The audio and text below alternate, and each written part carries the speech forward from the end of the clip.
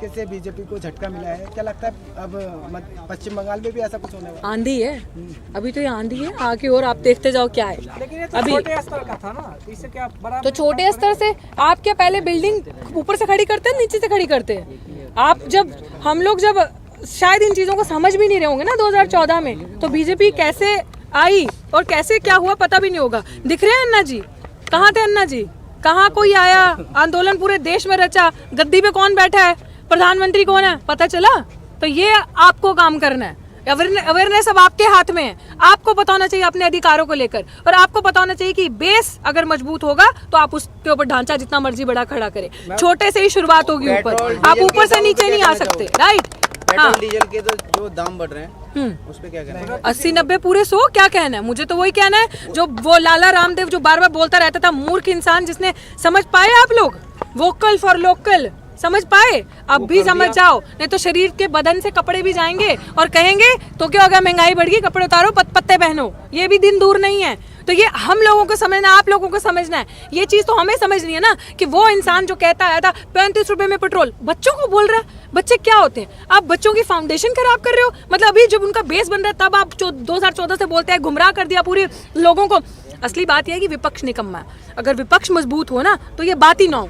विपक्ष कौन है आज? मैं, आप पत्रकार, एक्टिविस्ट, स्कॉलर्स जो हैं, जो लड़ रहे हैं सड़कों पे, वो सारा विपक्ष है। विपक्ष है नहीं है। विपक्ष भूल गया कि उसका रोल क्या है 2014 के बाद। वो अपना अस्तित्व भी खोज रहा है 2014 के बाद। उसको समझ नहीं आ रहा करना क्या है। तो this is what is happening in our country. We lack leadership and Modi is made god, Modi is made Modi by this media. जिन्होंने मीडिया को ही खरीद लिया, जो चौथा स्तंभ माना चाहता था डेमोक्रेसी का, जो फोर्थ पिलर जिसपे मजबूती थी, जो जनता अगर प्रोटेस्ट करे सड़कों पे बैठा उससे सवाल करे कि क्यों दुखी हो भाई, क्या दिक्कत है, एलपीजी के गैस क्यों बढ़े, क्या दिक्कत है, एलपीजी के भाव बढ़ गए, पेट्रोल के भाव बढ़ गए, वो उसका काम था। वो बोल सकती थी कि कांग्रेस के टाइम पे ये था तो भाजपा के टाइम पे ये हो रहा है। आज आपकी जेब से कैसे पैसा लेकर जा रही है सरकार, पता चल रहा है आपको? तो नहीं पता चल रहा। सुनिए देश हित के लिए, एक से, हाँ, देश हित के लिए तो हो रहा है। देश हित के लिए चुनाव हो रहे हैं बंगाल में। पेट्रोल के दाम तभी तेज क्यों होते हैं जब चुनाव होता है, क्योंकि यहाँ का पैसा सीधा जेब में जाता है। वो जो चीज आप 30-35 रुपए में खरीदते हो वो आप आज 90 रुपए 100 रुपए में बेच रहे हो। क्यों? आज ही क्यों होगा? अरे कब समझोगे इन चीजों को? तुम नहीं समझोगे, हम नहीं समझेंगे तो कौन समझेंगे? ये मुनाफा, ये चीजें बढ़ोतरी, ये तभी क्यों होता है प्राइस में वो सर्ज, इन्फ्लेशन, जब चुनाव पास हो। क्योंकि आप लोग नहीं समझेंगे ये चीज, आप ही के बनाए हो। पहले बोलेंगे स्टैचू लगाते हैं, गुजरात में स्टैचू बनाते हैं करोड़ों रुपए खर्च करके, राइट? करोड़ों रुपए खर्च करके स्टैचू बनाए। अरे फिर इसी ऑडियंस को वो स्टैचू देखने जाना है, फिर पहले आपके टैक्स पे से स्टैचू बनता है, फिर आप स्टैचू को देखने जाते हैं, फिर टिकट देते हैं। है कोई मूर्ख आपसे ज्यादा, हमसे ज्यादा? तो हमने अभी नहीं समझेंगे तो कब समझेंगे? ये प्रचार तो सोशल मीडिया के माध्यम से आप लोगों को करना पड़ेगा ना, या आप लोग भी गोदी मीडिया वाला काम करोगे? आप सोचो, अभी यहाँ पाठशाला चल रही है इस बॉर्डर पे, ये काम हो रहा है। मुझे इस चीज का जवाब चाहिए, आप सब भी दीजिएगा, क्योंकि आप पत्रकार हैं, दिन रात सड़कों पे रहते हैं न्यूज की इन्फॉर्मेशन के लिए। तो आप मुझे बताओ, ये देश जो विश्व गुरु की बात करता है, ये देश जो इतिहास कायम करने की बात करता है, जो new India, make in India, digital India की बात करता है, वी रिस्पेक्ट दैट। बट कहाँ है ये सारी चीजें? ये इस देश का प्रधानमंत्री जो अपने आप को विश्व गुरु का प्रधानमंत्री जो कहता है कि मैं ही सब कुछ हूँ, मैं ही हुक्मरान हूँ, जिसका 56 दिन का चीन सीना है, जिसके पास इतना पैसा है और इतना दिमाग है कि अपनी फोटो वो मंगल ग्रह पे, मार्स पे भेज सकता है अलॉन्ग विद भगवत गीता। उसी के देश में आप हालात देखिए कि मैनुअल स्कैवेंजर आज भी मैला जो नालियों में उतरता है वो अपने हाथों से गंदगी साफ करता है। आज भी शिक्षा नहीं है, रोटी नहीं है, रोजगार खाने को नहीं है। आज भी अगर आप देखेंगे लोग सड़कों पे सो रहे हैं, छत नहीं है। तो वो कैसा विश्व गुरु हुआ जब आप इतने महंगे महंगे कपड़े पहन के निकल सकते थे, बड़ी बड़ी गाड़ियों में बैठ सकते हैं। जिस जगहों पे आप बैठते हैं, जिस जनता का वोट लेकर, उस जगहों पे वही जनता कभी नहीं जा सकती। और धरती तो छोड़िए, यहाँ इस देश में और इस धरती का भला क्या करना था? अपनी तस्वीरें, पब्लिसिटी आप मार्च तक वहां पे कर रहे हैं, जाकर वहां आप पैसा वेस्ट कर रहे हैं। इस ग्रह में तो लोग खुश नहीं है, इस प्लेनेट में लोग प्रताड़ित है। वहां किसकी जिंदगी आप ठीक कर रहे हैं? वहां भी अपनी शक्ल दिखा के किसका इतिहास बदलने जा रहे हैं आप? तो ये चीज सोचने की है कि इस प्लैनेट में तो लोग खुश नहीं है आपसे, उस प्लैनेट में आप क्या कर रहे हैं? कानून से तो आपको दिक्कत है, महंगाई से भी आपको दिक्कत है, तो राष्ट्रीय हित में 100 रुपए पेट्रोल नहीं ले सकती हैं आप? अरे मैं तो कह रही हूँ आप 1000 रुपए पेट्रोल करो, सब ले लेंगे हम ही तो बैठे हैं। हम लोगों की जेब में इतना पैसा मोदी जी भरते हैं। अभी हम घर जाएंगे ना, रात को हमारे अकाउंट में पैसा ट्रांसफर हो जाएगा। भाजपा इतना पैसा देती है आप लोगों को, राष्ट्रीय हित में हम लोग सब करने के लिए तैयार है। आप शिक्षा को भी कॉर्पोरेट घरानों में दे दीजिए, आप हमारे बैंक ले लीजिए, नहीं रोका। आप सबसे पहले संविधान को खत्म खत्म कर दीजिए। वो कहती है ना मऊ में मित्रा चिल्ला चिल्ला के कि संविधान बदल दीजिए, बदलने की नियत है ना, हटा दीजिए सेकुलर वर्ड, जो भी आपके उसके अंदर जो भी हमारे राइट्स है, सब चीज़ों को हटा दीजिए, खत्म कर दीजिए सब कुछ। हम सब कुछ देश हित के लिए करने के लिए तैयार है। उससे पहले आपको एक चीज़ का जवाब देना पड़ेगा मेरी बात का। आप मुझे बताएं मोदी जी ने आज दिन तक देश हित के लिए क्या किया, ये आप मुझे बताएं, पत्रकार है ना, आप मुझे बताएं। हाँ, सोचिए 18 घंटे काम करके अगर देश का ऐसा बेड़ा गर्क किया है, देश का ऐसा नाश किया है कि ना ही देश की इकोनॉमी उठ पा रही है, जीडीपी खड्डे में चलेगी, सब कुछ, भूखों के पास रोटी नहीं है खाने के लिए, युवाओं के पास रोजगार नहीं है। आए आपके 15 लाख आए, आप लोगों के अकाउंट में आ गए, मेरे नहीं आए। सीएम से पीएम बन गया वो इंसान, कर्ज माफ करता करता किसानों का, और आज देश का किसान सड़कों पे है। और आत्महत्या तब भी इतिहास था, और आत्महत्या इस आंदोलन से भी हो रहा है। मैम, एक तबका ऐसा है जिसको 500 रुपए पेट्रोल हो जाए तभी फर्क नहीं पड़ता, वो कह रहे राष्ट्रहित में हम ले लेंगे। यही तो बात है, मैं भी सुन के आई हूँ सारी चीजें। राष्ट्रहित करते करते कितना कूड़ा कर दिया इस देश का। राष्ट्रहित ही तो था काला वो बंद करना, नोटबंदी करना, हुआ राष्ट्रहित। आ गया काला धन स्विस बैंक से वापस। वो मेरे को नाम लेना भी गंदा लगता है उस बाबा का जिसने इस पूरे देश को लूट डाला, लाला रामदेव बाबा। वो क्या था, मैं नहीं बोलूंगी। तो लाला रामदेव, तो वो कौन था? वो प्रोजेक्ट था। जैसे मोदी जी और अमित शाह प्रोजेक्ट हैं किसके? अंबानी अडानी कॉर्पोरेट हाउसेस के। Lala Ramdev it's a project of this BJP. कैसे कि अगर लाला रामदेव का प्रचार नहीं होगा, देखा पहली बात, कोई प्रधानमंत्री देखा? प्रधानमंत्री means you are sitting on a constitutional position, which means you are entitled to speak for all, not for one, right? आप जिसके लिए, जिस पोजीशन पे आप बैठे, फॉरगेट मोदी जी, बट जो कॉन्स्टिट्यूशन पोजीशन पे प्रधानमंत्री बैठता है, मीन्स दैट आपके पास जो अधिकार है, आपके पास जो आवाज है, वो हर अवाम की है। आप नहीं कह सकते कि मैं एक मजहब, आप नहीं कह सकते मैं एक मजहब का हूँ, आप नहीं कह सकते कि मैं हिंदू का हूँ, आप नहीं कह सकते मैं सिर्फ मुसलमान का हूँ, सिख का हूँ, ईसाई का हूँ। आप सबके हैं। आप अगर बोले तो आप कैसे सिर्फ जियो का प्रचार कर सकते हैं? आप कैसे सिर्फ जियो की ऐड कर सकते हैं? कोई शोभा देता प्रधानमंत्री जी को ये? मैम, आपने रामदेव जी का नाम लिया, वो कह रहे हैं कि साइकिल चलाइए, गो ग्रीन। बिल्कुल तो अपील कर रहे हैं ना।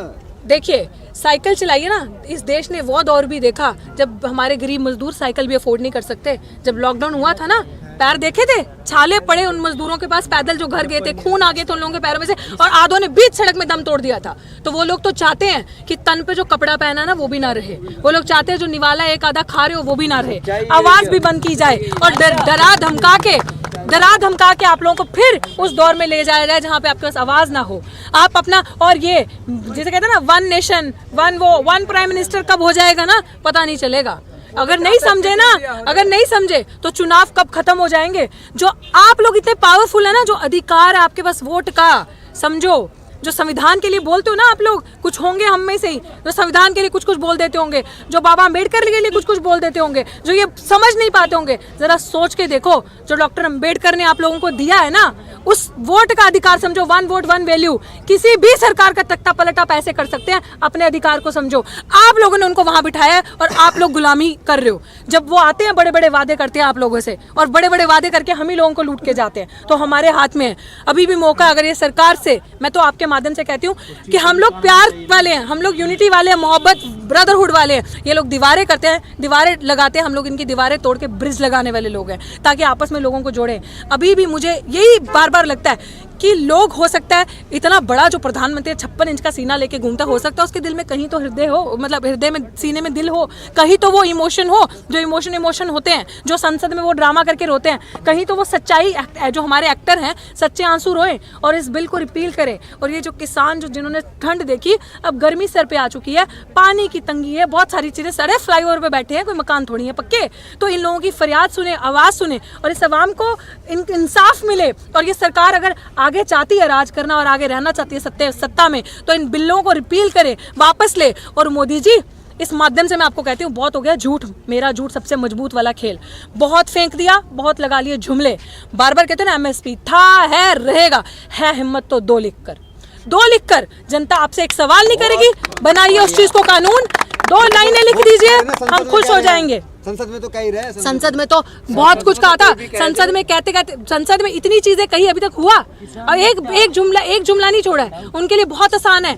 जिस संसद में वो ये कह के आए ना, संसद के बाहर ही वो चील कौवा वाली जो मीडिया बैठेगी ना, कब आप जो यहाँ से सच दिखाएंगे वहां तक पहुंचता, कब वो झूठ बन के आपकी नजरों के सामने आएगा, आपको पता नहीं चलेगा। जिस देश में, याद रखिएगा, जिस देश में priority should be you know of job creations, priority job creation होनी चाहिए, priority health, women education, women empowerment, priority होनी चाहिए वुमेन की सेफ्टी। उस देश में आप पैरेलली राम मंदिर के लिए चंदा इकट्ठा कर रहे हैं। ये है इस देश का हाल। हमें कोई दिक्कत नहीं है आपकी आस्था से, आपके किसी भी चीज से दिक्कत नहीं है। आपकी आस्था है, आपका रिलीजियस फ्रीडम जो है वो आपका कॉन्स्टिट्यूशनल अधिकार है, लेकिन क्या आपका आज किसान जो दिल्ली की सड़कों पे बैठे हैं इतने महीने से, ये प्रायोरिटी नहीं होनी चाहिए आपकी? तो चंदा जीवी नहीं है आप।